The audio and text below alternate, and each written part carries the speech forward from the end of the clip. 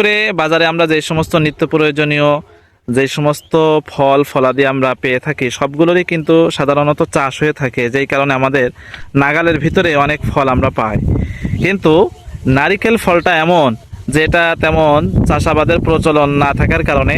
এর দাম দিন দিন বাড়তে বাড়তে বাড়তে বাড়তে এখন বর্তমান সময়ে 150 থেকে 170 টাকা পিস ক্রয় করতে হয়। তো আমরা যদি সবাই এমন ভালো জাতের ভিয়েতনাম সহ বিভিন্ন যেই ভালো ভালো জাত আছে এমন জাতের নারিকেল গাছ যদি আমরা বাড়িতে লাগাতে পারি বা বাড়ির আশপাশে যে সমস্ত জায়গা পড়ে থাকে,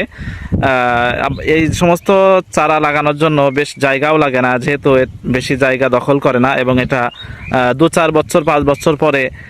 এটা লম্বা হয়ে গেলে তখন আর জায়গাই লাগে না। গড়ে 1.5 ফুট 2 ফুট দৈর্ঘ্য প্রস্থ জায়গার উপর দিয়েই কিন্তু এই নারকেল গাছ উঠে যেতে পারে। তো আমরা যদি এই নারকেল গাছগুলো আমরা বাড়িতে বা বাড়ির আশপাশে লাগাতে পারি বা যেই সমস্ত জায়গা পড়ে থাকে সেই সমস্ত জায়গায় যদি আমরা নারকেল গাছগুলো লাগাই, তাহলে আশা করি আমাদের যেই তেলের একটি চাহিদা আছে বা নারিকেলের যে চাহিদা পিঠা পুলি সহ বিভিন্ন খাদ্যের ভিতরে আমরা নারকেলের দুধ যে ব্যবহার করি, যে চাহিদাটা আমাদের আছে এটা অনেকাংশই পূরণ হবে ইনশাল্লাহ।